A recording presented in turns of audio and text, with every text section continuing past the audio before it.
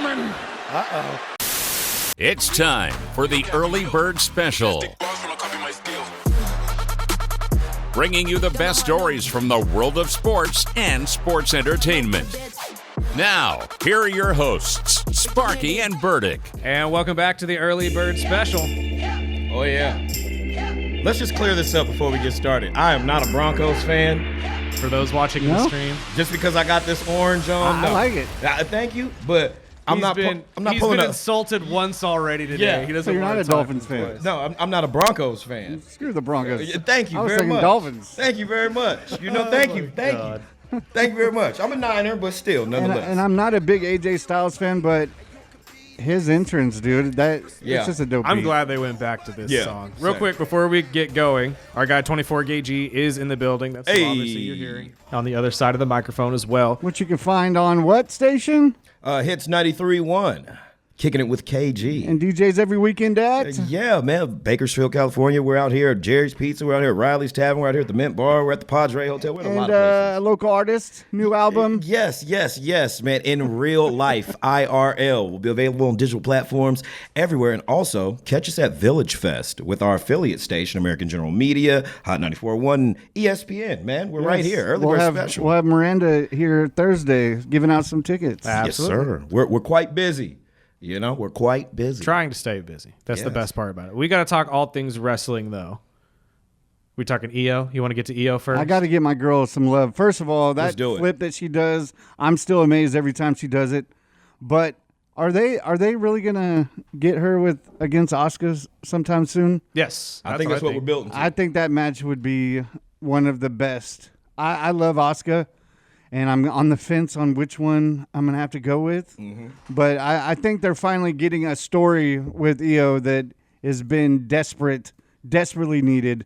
But I'll let you guys run down Raw. But I will say one thing with Raw being at noon yesterday, I will say I was able to watch it and get to bed at a reasonable time. I enjoyed it. Those UK times are awesome out here in the States, man. I'm going to keep it real with you. Hold on. Keep that same energy when they're in Australia and you guys are complaining that it's at 9 in the morning or something of that nature. Raw's at That's 11 next week. Yes, it is. So I'm just saying I love it when it's in the European times regardless, just because I get to watch it on my lunch. Yeah. I don't have to worry about going home and watching it. But talking about what we are building up to on Sunday, they have 5 matches slated now. They had to wipe away the women's championship match, which they finally addressed yesterday. They claim they have something planned for Stephanie Vaquer on the other side of this PLE. How do you feel about that and them just kind of moving off of it and wiping it away from the entire pay-per-view? I assume being replaced by Sheamus and Rusev. Well, I felt like it was lazy. We got cheated out of a good match between Naomi and Stephanie. Nonetheless, without finding a suitable replacement soon enough to quench the thirst of people who are looking forward to this match. And it's kind of sad to see how they dropped the ball on this one because Stephanie Vaquer definitely deserves a match. Mm-hmm. It would have been a great pop for Paris and also just on the card of the PLE. So overall, I think the majority of people would have to say they're disappointed. I would agree. I've heard several people say it's lazy. I just don't. I mean, what position are they in? It's true. Like, you really can't do anything about it, right? Yeah, blame like we Big said Jim. last week. Yeah, hey. Blame the wine. Blame Big Jim. A yeet. Excuse me, a skeet. Oh. Good Lord. Pull-out game ain't really what it used to be. Big Jim. But again, that was always the plan. We've been talking about it for months. That's something that she's wanted to do, that they've both wanted to do. Just poor timing. Yeah, and it's a more family-friendly behind-the-scenes WWE than it previously was because funny thing is I seen a meme that said if Vince McMahon was still running WWE, of course, there would have been a storyline of whose baby is it between the twins. Yep. And I honestly was like, you know what? I could see that happening, and I'm glad that it's not happening. I was just having that conversation with, I think, was it you? It was one of the two of you that we were having this conversation that it couldn't get any worse. And I'm like, no, Vince McMahon has had some crazy storylines over. No, it was you, because we were talking about the Hornswoggle situation. Yes. Yeah. And how that all boiled down. I agree with you. It could get a lot worse. if we still had Vince McMahon, this storyline definitely would have been whose baby is it? Jay I'm not or even going to Jimmy? say worse. I'm just going to say perverse, bro. Yeah. Let's just You get know what would've straight been funny? to it. It would have been hella perverse, bro. Here's the thing: the story would have been whose baby would it be, Jay or Jimmy? That ends up being Sammy. Oh, the child got red hair. Oh, Now have a baby would come out with a big red fro. Exactly. Yeah, White man. boy with a big red fro. so basically she's giving birth to Sinbad. Okay, no. that's what we got going on, huh? Lord. That's, shout out to Sinbad, man. Anywho, let's talk about the matches that are Shazam was slated a for real Sunday. movie. I remember that. It was Shazam. horrible, but yeah. Was it Kazam? Was the other Shazam, one? Shazam. It was. Hey, I just know it really happened. No, that was a real movie. I watched that. That's not a Mandela effect rumor. That movie really happened. We're not going to get down the trail of the Mandela effect. There's way too much to go down. But let's talk about what we have slated for Paris. At this point, John Cena and Logan Paul, which after Friday, I was impressed with what Logan said, but it seemed to me that was real emotion, that he was getting frustrated dealing with a European crowd. Oh, yeah. John Cena is always going to cook. We've seen this with Austin Theory. We've seen this with Roman Reigns. The litmus test of how good are you really, and it's not even based on wrestling ability. It's character draw. It's charisma in the ring, on the mic. And John Cena will forever be one King of the of it. GOATs, if not the king of that. There's nobody that talked on a mic. How many like people John. has John Cena rattled? Let's just shorten the list right now. Remember to when he shook The Rock. Okay, so on the mic, unless you're CM Punk, man, good luck.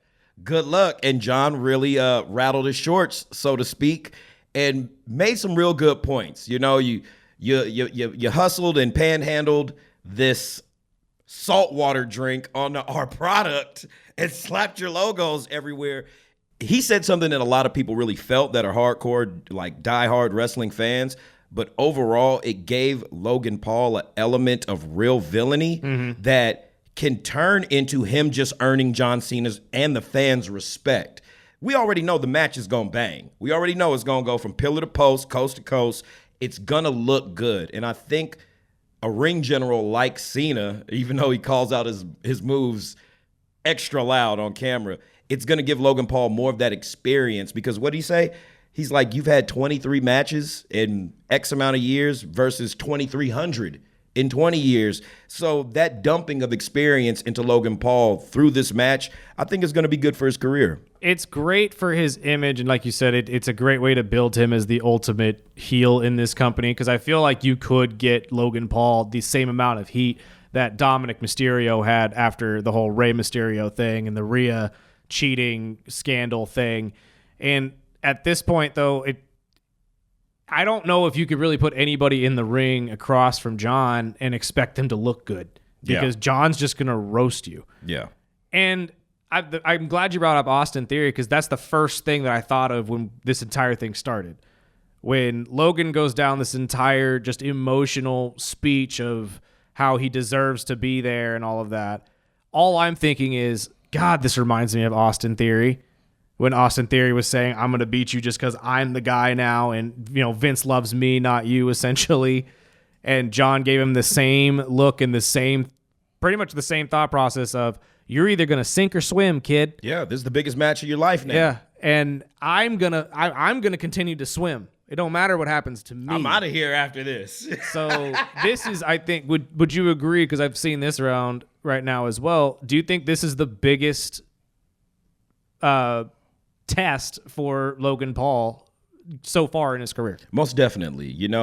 We could go back to the debuts. We could go back to certain matches where he really performed under pressure and gave us moments, those viral moments. This is one now where it comes down to character. This isn't about your athleticism. This is about how you can tell a story in the ring with your opponent. And that's really, I think, a test that we haven't seen Logan Paul do when conveying emotion, just the real fluidity of working a story in real time in a match versus just spots. He's good at doing spots, but the conveying of emotion through a story in a match is why we all watch professional wrestling.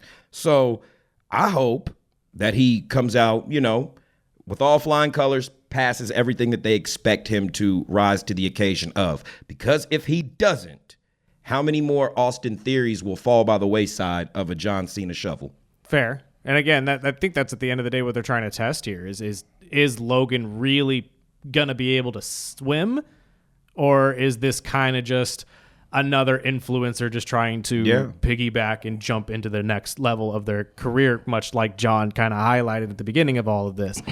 Personally, I think Logan has done enough to win over the fans, at least to be able to say he belongs there. Yeah, you know, this whole outsider storyline, I think it's cool because he's kind of at that cusp where we know you can wrestle. We know you can go in there and cut a promo. We know that you really have respect and love for this business. So now that they're making it a storyline of he's not really, I think is like, this is his graduation ceremony. Tribal chief versus the tribal thief. Oh, I'm loving this. I'm loving the Shula Fala angles. I'm loving hey, Roman did his thing last night. Roman reminded me of basically Roman's the product of watching Rock and Cena cook people, thus him being cooked himself, and giving it to Bronson in a manner that was not only comical, condescending, but Big Brother-ish.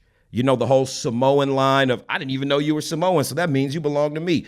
Great cultural reference in the aspect of how seriously they take professional wrestling. Very much. How important Samoan culture is to not just WWE, but all other organizations that will tap into the notoriety of this guy's Samoan or of Samoan descent, possibly related to, alluding to, Anawahi Fatu lineage. All these promotions do that when they have a Samoan character or somebody who embodies that culture as their mainstay, to promote. The only thing that really, and I say this in a good way, the only thing that really got me that I said, ooh, he really took a shot at him. Your tattoos were paid for. Yeah. Mine were earned. My family got exiled while y'all sat there and got fat. I was like, yo, that was kudos to WWE.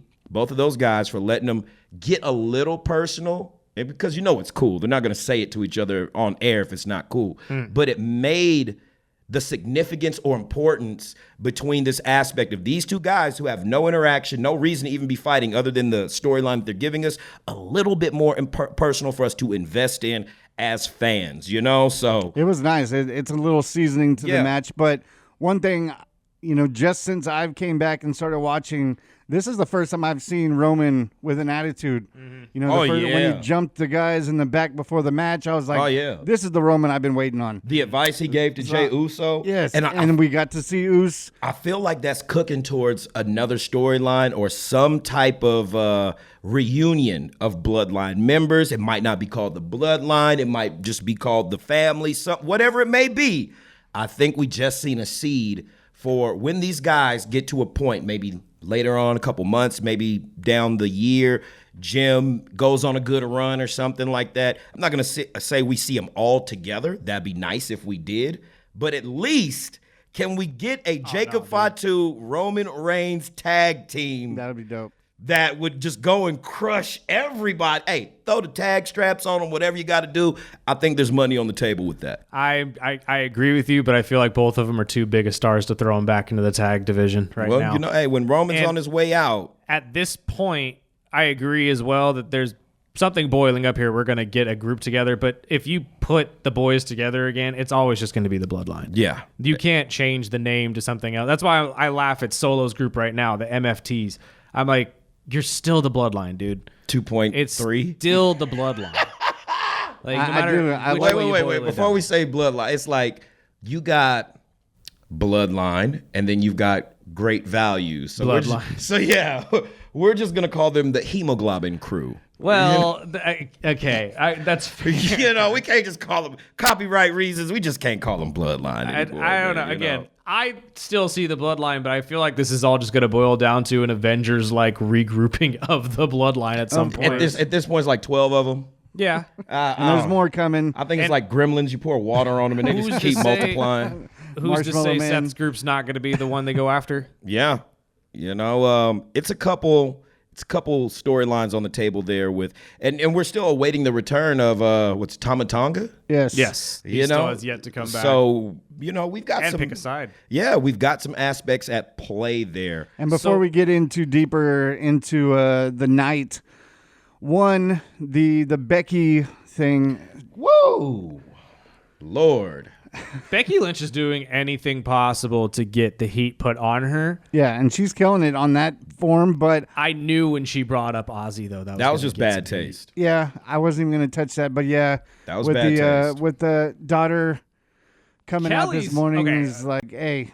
Kelly ain't never held her tongue on anything. No, exactly. No. So Kelly's they should have known never that. shied away from ripping somebody for bringing up her family. And as much as a fan of Triple H is of that era of metal, I would figure that somebody in creative would have ran that past them. You would think. You're in this man's hometown. Nah, it's not too far back from his passing. They're still holding memorial services. My thing is, yeah, they just arrested somebody last week for stealing stuff from the grave. Now, my thing is, would y'all have said that or let it slide about a performer saying some crap like that about Hulk Hogan in Florida? No? Would you let any of your talent go out there and say something like that? Probably not. Exactly. Probably But y'all not. let that slide with Ozzy? But at least that would have stuck in the wrestling world. Yeah. Because reaching outside of it was... I'm pretty sure it was only a few months prior to where CM Punk said he will throw Hogan's dusty ass off the ropes and kill Hulkamania on TV, live. And they took CM Punk and set him aside for that comment for a good 3 weeks and only brought him back in highlight reels because of that. So, the fact that y'all can get on here and disrespect Ozzy Osbourne not even a month posthumously is crazy to me in his hometown and not expect backlash. Well, keeping it in the women's, I was going to jump over and ask, one, is the Bayley deal, is this... It's very Wyatt-ish. It is, and that's what Burdick brought up last week, that if somehow, some way that maybe she's the missing person in the Wyatt Six. I don't know if you're going to get that, though, because, again, they're on two different shows, and it wouldn't really make sense. Like, you know what I mean? You can't really just throw her in there. The only one that I could see joining the Wyatt Six and being part of this is Alexa. Yeah. Which I've been waiting for. You're not going to get it for a while now because they found an authentic love from the fans with her and Charlotte. Yes, and that's which not I love, which is awesome. Yeah. But no, my question is what do you guys think they are going to do with this vacant title? They could tournament it out. They could have a one-night qualifier, go up against Stephanie. Pierce has already said he has an opponent for her. He's just waiting to announce it. Well, we had a text asking about that. Like, what do you guys think that is? By default, I would think they automatically defer to Rhea Ripley in this match. But then again... I think it's going to be Liv. Yeah, it could. She has been behind the scenes rehabbing at a phenomenal rate. Yeah. Her surgery went well. Her rehab has been phenomenal. You put the belt back on her because she never technically lost it. Yeah, and then you have Stephanie Chase for that title. Liv and Stephanie would be dope. Well, it would. And there is a long historical tradition as well in the WWE that, yes, the young talent usually gets a shot at the title pretty early, but they never win it the first time. Yeah. Yeah, I don't see it. I don't see Stephanie being the outlier to that. I don't think they just randomly say, you know what? Stephanie can be a champion right away. We'll take KG's words. They're going to let that one cook for a while. Yeah. Because people are just drooling all over. Absolutely. As they should. She's fantastic. She is. I mean, she's one of the best that they have. And honestly, is probably one of the reasons why we lost guys like Karrion Kross, because it took a lot of money to get people like that over here to the company. Yeah. He brought it up. I didn't know if we were going to get a whole segment in before Kross. You think it's still...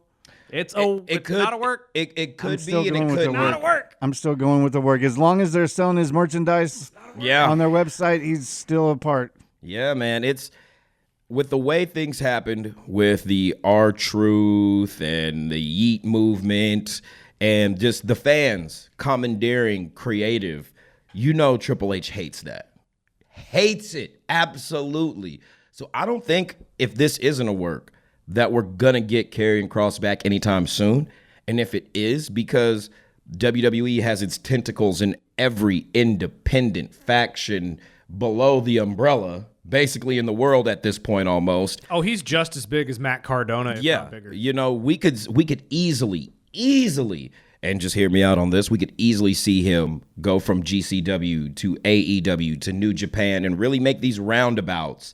And minus the AEW, if he does, that's how we know it's not a work. If he ends up over there, that's how we know. Work. That's what I'm saying. AEW and New Japan, it is not a work. Yeah. Anymore. So if he ends up in either one of those two, just even as an independent booking or just an appearance booking fee, then we know it's not. Shoot, a work. I say if he shows up at TNA, it's not a work. Well, TNA is still a WWE affiliate and possibly being purchased by WWE by the end of this year. They're not an affiliate yet; they're a partner, but they have the option to be purchased. Tommy Dreamer has come out though and said that they don't have the money or the room for him. Like they couldn't do it even if they wanted to. Yeah. So I doubt he actually shows up there. Especially with the independent booking price that's in the $20,000 to $30,000 range. That's a lot. That's a lot for a one-nighter, and I don't think these independent federations are making $20,000, $30,000 a night at the gate. Say this is a work. Mm-hmm. Say all of this is a work. I don't believe it is a work. I think this is all real, and for those of you who have no idea the terminology we're using, work is the term that they use inside the industry for they're working you. They're part of the story. They're part of the story. All of this is a big part of the story. It's all on the script, folks. If this is a work, what do you think the end goal is for this? Because I'm going to point out something that I've pointed out since the release. His merch now says he doesn't leave his people, quote unquote. Mm-hmm. Do you think that they're literally trying to recreate Indie God that Matt Cardona is? Because Shotzi's been down there claiming to be the Indie God since she got released as well. Why not go down there, actually create one authentically, and then pull them to the WWE? Is that the long-term goal here? I see this having a aura that reminds me of a Sandman, early 2000 ECW, just showing up, smashing everything. But that's as an independent. If they bring him back, much like Paul Heyman said, this kind of has an essence of Stone Cold Steve Austin. And if you're trying to make somebody just a super, super over just guy, an indie guy, a hard sell, then Karrion Kross is the guy to do that with. If they're going to create their own indie king, that's the guy to do it with. So, I don't see anybody else that really could be molded or has the momentum previously going into a situation that could come out of this on top, other than Karrion Kross. What do you think would be the whole reasoning for it, though? Because the only thing that I can think of is Triple H wants to take his guy, because Karrion was one of his guys. Budget fluctuations, maybe an experimental storyline. If this is a work, he'd still be getting somewhat paid by the company as well as Scarlett for doing all of this. And you would assume that he's doing all of this to, like I just said, create an indie god that he made. Do you think that this is just him, like in an egotistical kind of way, saying, I can make every level of wrestling look good with my guys? Every single one. Indie, AEW, WWE, does not matter. All of them are my guys that are my people, that my people grew and made, and that is what wrestling is today. Oh, most definitely, because that would solidify Triple H as one of the best promoters of a generation. You know, Vince had 30, 40 years to take his time and do it. Triple H doesn't have that much time. We're in an era now where he's owned by a corporate affiliation, not just some guy who owns the company. So they expect results. Nonetheless, to leave your blueprint and just your mark on the industry and the time that you do have is so accelerated now at this point. Right. You have to move fast. And one thing that guy does not do is slouch or slack. You know, we may see him take a vacation in Greece with his family. Right. Well deserved, man. You know, but he's still moving parts around. And while people are looking at this game as checkers, he has been playing chess for years prior to this. So I can definitely see that this being, and especially in the era where we have NDAs and NIL deals, we don't know what kind of contractual paperwork is attached to Karrion Kross and his situation that allows him to go do this, come back, renegotiate whatever we may be told in media or from across the television screens, that this guy really could be set up to be the next Stone Cold. And he is a lifer in wrestling, so it's not out of the realm that he would do stuff like this. I feel like him and guys like Seth Rollins have no problem blurring their own personal life with their professional life, so it makes sense. But I don't know, call me crazy, but if theoretically the way I'm looking at this would make Karrion Kross Triple H's Hulk Hogan. You're crazy. You just said call you crazy, but that doesn't mean you're wrong. But that's my point. Like this would essentially be him creating his own version of Hulk Hogan, going to every individual indie corporation and even potentially the competition. Yeah. Take all of the fandom from there and pull it to yourself. That's absolutely wild to me. Hold on, we got to move on to the rest of this PLE before we get out of here. 4-way between Seth Rollins, LA Knight, CM Punk, Jey Uso. How does it end? Do you think this is boiling towards War Games, as I've been saying for weeks? LA Knight's taking the pin. Do you think LA Knight's taking the pin? I think LA Knight's taking the pin. Why has that changed in the last week since Jey Uso? Look at what happened last night with Jey Uso after the conversation with Roman Reigns. He laid out everybody. Laid them out. You know, that puts him in a really good position to where we don't really look at Jey Uso as being, and I just say this because of obvious reasons, after the whole Gunther thing, him losing the title, everybody's still so captivated by the yeet and the crowd and the movements of all that stuff with the entrance and stuff. This guy, we forgot, had a banger of a match with Seth Rollins and a couple of people along his title run that really showed he can wrestle.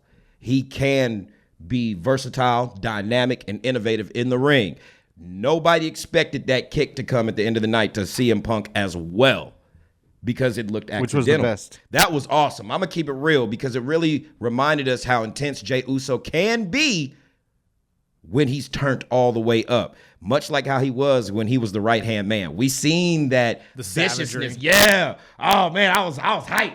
I was like, yeah, boy, get him. Yeah, I was happy. Haven't seen that. It took me back to my 12-year-old self watching wrestling when I was not expecting something to happen, which continues to rejuvenate my passion as a fan and as an analyst for this business. 100%. Sheamus and Rusev in the good old-fashioned Donnybrook. Do you agree, as Rusev ends up walking away from this as the winner and potentially moving towards a mid-card, if not main card title? I could see that happening, and I agree, but logic would dictate that we go with Sheamus, just for the simple fact that he's been on a good run. Rusev deserves and needs this win in order for his storyline and character to be taken seriously and progress.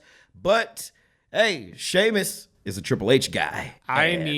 I still how need that goes. Rusev against John Cena at some point during that. this I would have taken match. that over Logan Paul. Dude, Yes. that is, in my opinion, one of John Cena's most underrated feuds. Yeah. Is him and Rusev. The long-term feuds between them were great. And then finally, to wrap it up, Nikki Bella versus Becky Lynch. Obviously, we're not expecting Nikki to take the belt off of Becky, but how do you see this ending? Do you think that there's going to be any kind of interference? Does Natty come out again and join in? Because you heard her on Busted Open that she doesn't believe that Becky Lynch deserves badass Natty Neidhart like we've been calling for. So what are your thoughts on this? I think it's a waste of time. It's a filler match. It's crap. It's wet cat crap. You step in when you're walking outside. I think the match could still be a bang. Nah, unless they throw in some interference by Lyra Valkyria, maybe a debut of Becky's, schizo character. Something. It's gonna be a schmaz ending. It's put it like this, man. I'd rather watch a streamed Knox Pro Wrestling match than watch that. Wow. One. Yeah. Dang. Would you rather watch an AEW PLE? Hell yeah. Oh, wow. Off top, bro. I didn't even get a chance to ask you about that either. I'm gonna keep it real. They could close the Forbidden Door after this one. That was great. But AEW they fizzle majizzle, dude. I'm gonna keep it real. Now 5 hours is a lot.